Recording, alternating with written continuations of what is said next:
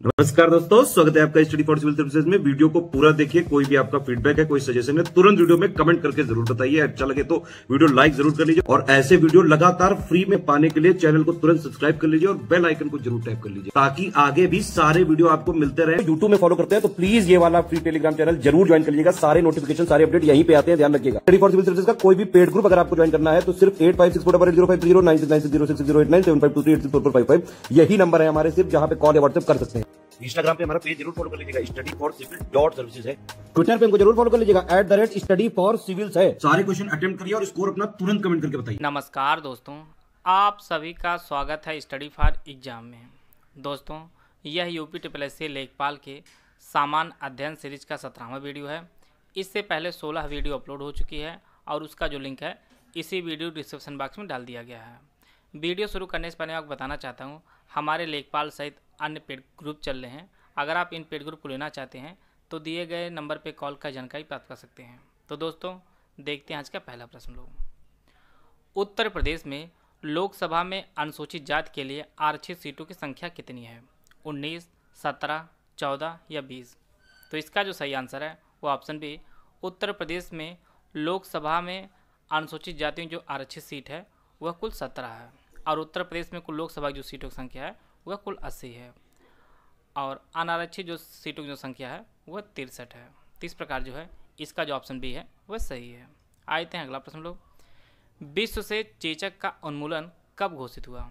1975, 1980, 1996 या वर्ष 2008? तो इसका जो सही आंसर है वो ऑप्शन बी, 1980 में विश्व स्वास्थ्य संगठन ने आधिकारिक रूप से विश्व से चेचक का उन्मूलन जो है वह घोषित किया था। और चेचक का जो टीका है वर्ष 1796 में एडवर्ड जेनर ने बनाया था। और चेचक जो है यह वेरियोला नामक एक वायरस है, उससे जो है चेचक होता है और भारत वर्ष 1970 में चेचक मुक्त हुआ था। इसको भी आप लोग नोट कर लीजिएगा। आते हैं अगला प्रश्न लोग। निम्नलिखित में से कौन सा युग्म सही सुमेलित नहीं है? लिपुलेख उत्तराखंड, नाथुला अरुणाचल प्रदेश, रोहतांग हिमाचल प्रदेश, पालघाट केरल? तो इसका जो सही आंसर है वो ऑप्शन बी, नाथुला जो है वह अरुणाचल प्रदेश में ना होकर यह सिक्किम में स्थित है और यह सिक्किम और तिब्बत को जोड़ता है नाथुला दर्रा। लिपुलेख दर्रा ये आपके उत्तराखंड में है, रोहतांग दर्रा हिमाचल प्रदेश में है और पालघाट जो है यह केरल में स्थित है। तो इसका जो ऑप्शन बी है वह सही है। आते हैं अगला प्रश्न लोग।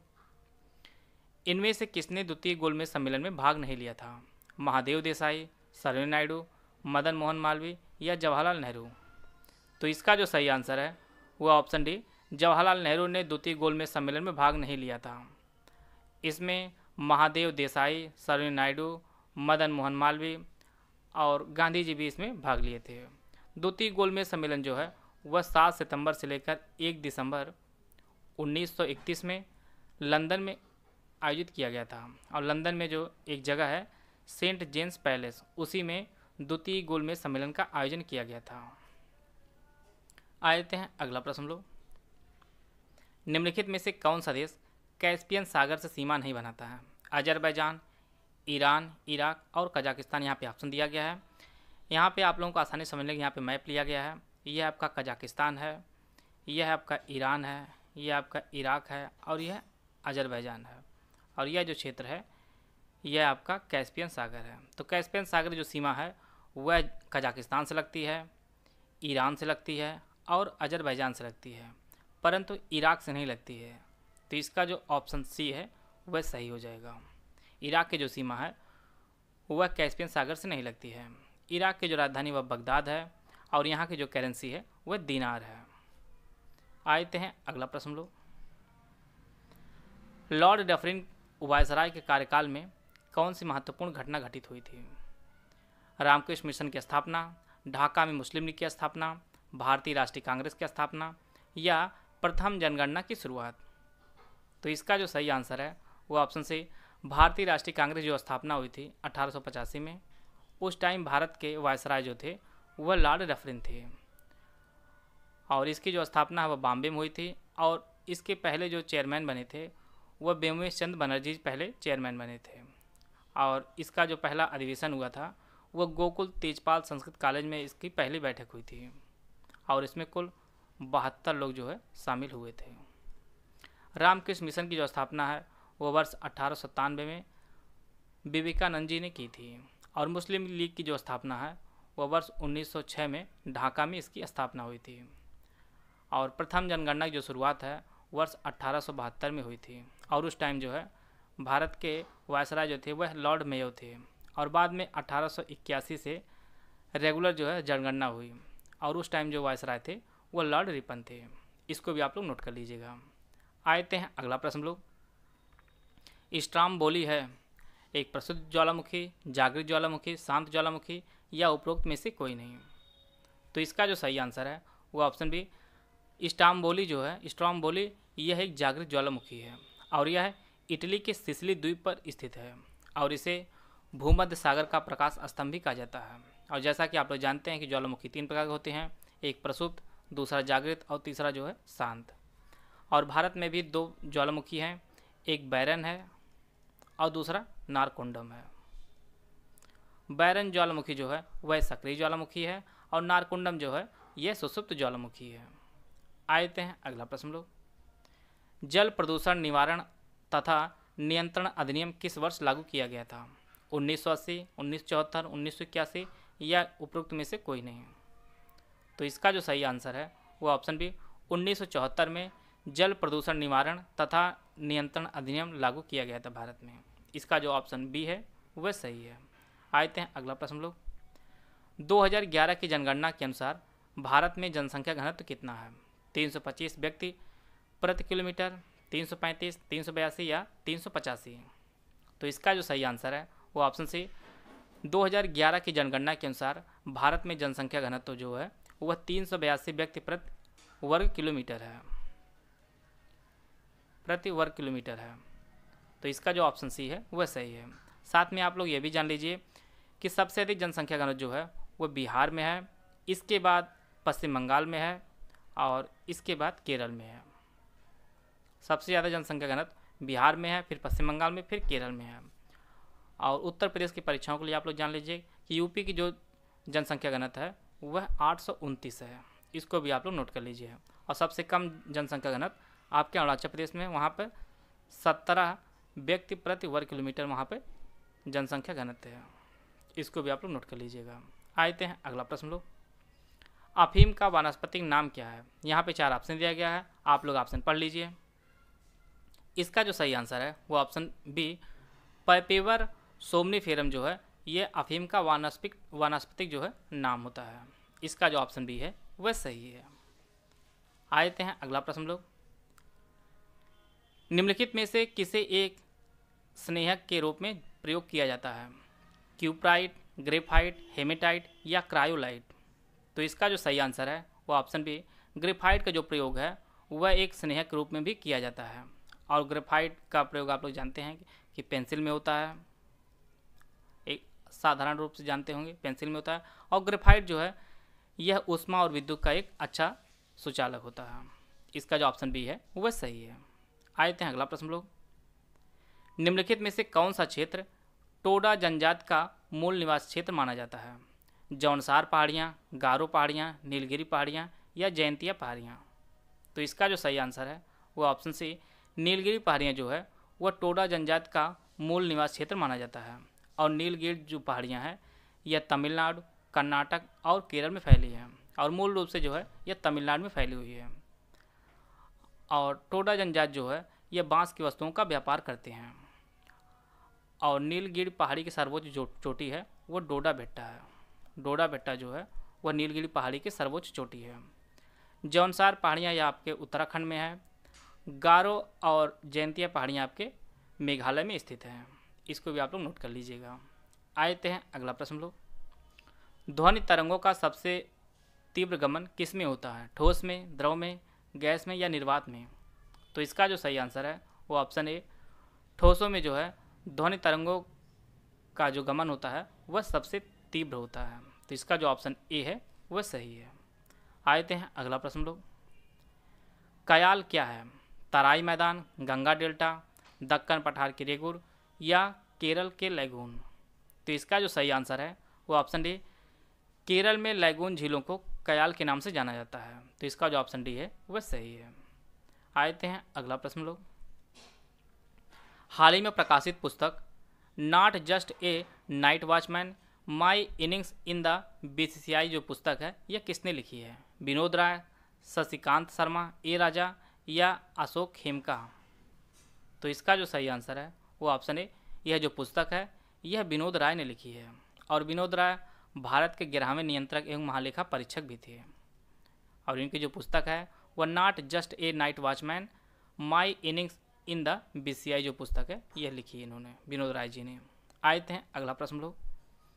11 अप्रैल 2022 को जारी नीति आयोग के राज्य ऊर्जा और जलवायु सूचकांक राउंड 1 में बड़े राज्यों की श्रेणी में उत्तर प्रदेश की रैंकिंग क्या दी गई है? चौथी, 8वीं, 10वीं या 13वीं? तो इसका जो सही आंसर है वो ऑप्शन डी, उत्तर प्रदेश जो रैंकिंग है इसमें वह 13वीं रैंकिंग है। और इसमें बड़े राज्यों में जो प्रथम स्थान दिया गया है वह गुजरात को दिया गया है, दूसरे स्थान पर केरल है और तीसरे स्थान पर पंजाब है। छोटे राज्यों में जो पहला स्थान दिया गया है वह गोवा को, दूसरे स्थान पर त्रिपुरा को और तीसरे स्थान पर मणिपुर को दिया गया है। और केंद्र शासित प्रदेशों जो प्रथम स्थान पर है वह आपका चंडीगढ़ है। बात करते हैं नीति आयोग की। तो नीति आयोग की जो स्थापना है वर्ष 1 जनवरी वर्ष 2015 को इसकी स्थापना हुई है। और इसके जो चेयरमैन होते हैं वह प्रधानमंत्री होते हैं, अर्थात वर्तमान में जो इसके चेयरमैन हैं वह प्रधानमंत्री नरेंद्र मोदी जी हैं। और इसके जो उपाध्यक्ष हैं वह राजीव कुमार हैं और नीति आयोग के जो सीईओ हैं वह अमिताभ कांत जी हैं। हाल ही में 56वां ज्ञानपीठ पुरस्कार असमिया कवि नीलमणि फुकानी को प्रदान किया गया है। इस पुरस्कार में कितनी नगद राशि प्रदान की जाती है? 5 लाख, 7 लाख, 9 लाख या 11 लाख? तो इसका जो सही आंसर है वो ऑप्शन डी, जो पुरस्कृत राशि है वह 11 लाख प्रदान की जाती है। और 56वां ज्ञानपीठ पुरस्कार असम के जो कवि हैं नीलमणि फुकानी को प्रदान किया गया है। और इसके बाद 57वां भी प्रदान किया गया है और यह जो है कोंकणी के साहित्यकार दामोदर मावजो को प्रदान किया गया है, जिन्हें वर्ष 1983 में कार्मेलिन एक उपन्यास इनका था, कार्मेलिन एक उपन्यास इनका था, इसी के लिए इन्हें साहित्य अकादमी पुरस्कार भी प्रदान किया गया है।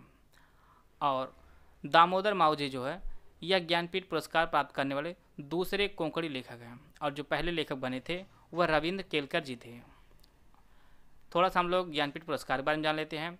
ज्ञानपीठ पुरस्कार जो पहली बार दिया गया था वह 1965 में पहली बार दिया गया था और पहला ज्ञानपीठ पुरस्कार जी शंकर कुरूप को दिया गया था, जो मलयालम के एक लेखक हैं, एक कवि थे। और ज्ञानपीठ पुरस्कार कुल 22 भाषाओं में दिया जाता है। हिंदी में पहला ज्ञानपीठ पुरस्कार वर्ष 1968 में सुमित्रानंद पंत जी को प्रदान किया गया था, उनकी चिदंबरा पुस्तक के लिए। आते हैं अगला प्रश्न लोग। मार्च 2022 मंथ का ICC women player of the month किस देश के खिलाड़ी राचल हेंस को दिया गया है? इंग्लैंड, ऑस्ट्रेलिया, न्यूजीलैंड या वेस्ट इंडीज़? तो इसका जो सही आंसर है राचल हेंस जो है ये ऑस्ट्रेलिया खिलाड़ी हैं, जिन्हें मार्च 2022 में ICC women player of the month का जो है अवार्ड दिया गया है। और वहीं बात करते हैं पुरुषों में, तो main player of the month जो मार्च मंथ के लिए वह बाबर आजम को दिया गया है। और बाबर आजम जो है वह पाकिस्तान के क्रिकेटर हैं, इसको भी आप लोग नोट कर लीजिएगा। आते हैं अगला प्रश्न लोग। हाल ही में किस भारतीय शहर को संयुक्त राष्ट्र खाद्य और कृषि संगठन द्वारा 2021 tree city of the world के रूप में मान्यता दी गई है? मुंबई, पुणे, हम्पी या अहमदाबाद? तो इसका जो सही आंसर है वो ऑप्शन ए, मुंबई को जो है संयुक्त राष्ट्र खाद्य और कृषि संगठन द्वारा वर्ष 2021 tree city of the world के रूप में मान्यता दी गई है। और इससे पहले वर्ष 2020 में जो है 2020 के लिए हैदराबाद को चुना गया था tree city of the world. तो अर्थात भारत में कुल 2 tree city of the world जो है हो गई हैं। और इस कार्यक्रम जो शुरुआत हुआ वह वर्ष 2019 में इस कार्यक्रम की शुरुआत हुई, अर्थात यह तीसरी बार यह प्रदान किया गया है। आते हैं अगला प्रश्न लोग। 2026 के राष्ट्रमंडल खेल की मेजबानी कौन सा देश करेगा? भारत, इंडोनेशिया, जापान या ऑस्ट्रेलिया? तो इसका जो सही आंसर है वह ऑप्शन डी ऑस्ट्रेलिया। 2026 का जो राष्ट्रमंडल खेल होगा उसकी मेज़बानी ऑस्ट्रेलिया करेगा और ऑस्ट्रेलिया में जो है विक्टोरिया राज्य में यह होगा। और इससे पहले वर्ष 2022 में 28 जुलाई से शुरू हो रहा है बर्मिंघम में राष्ट्रमंडल खेल। और पहला जो राष्ट्रमंडल खेल है वह वर्ष 1930 में हैमिल्टन कनाडा में हुआ था। और वर्ष 2018 में जो पिछला राष्ट्रमंडल खेल हुआ है वह भी ऑस्ट्रेलिया में हुआ था, गोल्ड कोस्ट खाना में हुआ था। इसको भी आप लोग नोट कर लीजिएगा। और राष्ट्रमंडल खेल जो है यह प्रत्येक 4 साल के अंतर पर होता है। इससे पहले 2018 में हुआ था, अगला जो होगा 2022 में जो बर्मिंघम होगा, और इसके बाद 2026 का जो होगा वह आपके ऑस्ट्रेलिया में होगा। आते हैं अगला प्रश्न लोग। भारत में 1918 में प्रथम मजदूर संघ की स्थापना किसने की थी? एन.एम. जोशी, बी.पी. वाडिया, वी.वी. गिरी या एस.ए. डोंगे? तो इसका जो सही आंसर है वह ऑप्शन बी.पी. वाडिया ने 1918 में भारत का प्रथम मजदूर संघ की स्थापना की थी। और इस संघ का जो नाम था वह मद्रास श्रम संगठन था। मद्रास श्रम संगठन इसका नाम था। और यह भारत में पहला पंजीकृत ट्रेड यूनियन था। आते हैं अगला प्रश्न लोग। राष्ट्रीय पंचायत दिवस किस दिन मनाया जाता है? 24 अप्रैल, 12 जून, 20 मई या 5 सितंबर? तो इसका जो सही आंसर है वह ऑप्शन ए, प्रत्येक 24 अप्रैल को राष्ट्रीय पंचायत दिवस मनाया जाता है। और इसे पहली बार जो घोषणा की गई थी वह वर्ष 2010 में इसे पहली बार इसकी घोषणा की गई थी। और आने वाला जो 24 अप्रैल है वह 13वां जो है राष्ट्रीय पंचायत दिवस मनाया जाएगा। आते हैं अगला प्रश्न लोग। दुनिया का पहला प्रोग्रामर किसे माना जाता है? Alan Turing, Ada Lovelace, Tim Berners-Lee या स्टीव वोजिएक? तो इसका जो सही आंसर है वो ऑप्शन बी एडा लवलेस को जो है दुनिया का पहला प्रोग्रामर माना जाता है। और टिम बर्नर्स-ली जो है इन्होंने वर्ल्ड वाइड वेब की स्थापना की थी। इसको भी आप लोग नोट कर लीजिएगा। आते हैं अगला प्रश्न लोग। चाय का लाल कीट रोग क्या है? यह कवक रोग है, शैवाल रोग है, जीवाणु रोग है या विषाणु रोग है? तो इसका जो सही आंसर है वह ऑप्शन बी, यह एक शैवाल रोग है, चाय का लाल कीट रोग। और यह सेफेलोरोस नामक जात के शैवाल से यह रोग होता है। इसका जो ऑप्शन बी है वह सही है। आते हैं अगला प्रश्न लोग। यहाँ आपको सही सुमेलित करना है। एक तरफ नदियाँ दी गई हैं और दूसरी तरफ राष्ट्रीय जलमार्ग दिया गया है। इसके लिए 4 ऑप्शन दिया गया, आप लोग ऑप्शन पढ़ लीजिए। गंगा नदी से राष्ट्रीय जलमार्ग एक संबंधित है और इसकी जो कुल लंबाई है वह 1680 किलोमीटर इसकी कुल लंबाई है। और यह भारत का सबसे लंबा राष्ट्रीय जलमार्ग है और यह प्रयागराज से हल्दिया तक फैला हुआ है। ब्रह्मपुत्र नदी संबंधित राजमार्ग 2 है, राष्ट्रीय जलमार्ग नंबर 2 है। और गोदावरी और कृष्णा नदी संबंधित राजमार्ग नंबर 4 है। और ब्रह्मपुत्र और ब्राह्मणी नदी संबंधित राष्ट्रीय जलमार्ग संख्या वह 5 है। तो इस प्रकार जो है इसका जो ऑप्शन सी है वह सही है। आशा है आप लोगों को बहुत कुछ जानने को मिला होगा। वीडियो अगर आपको अच्छा लगे तो आप लाइक कर सकते हैं, चैनल सब्सक्राइब कर लीजिए। वीडियो को पूरा देखने धन्यवाद। जय हिंद, जय भारत।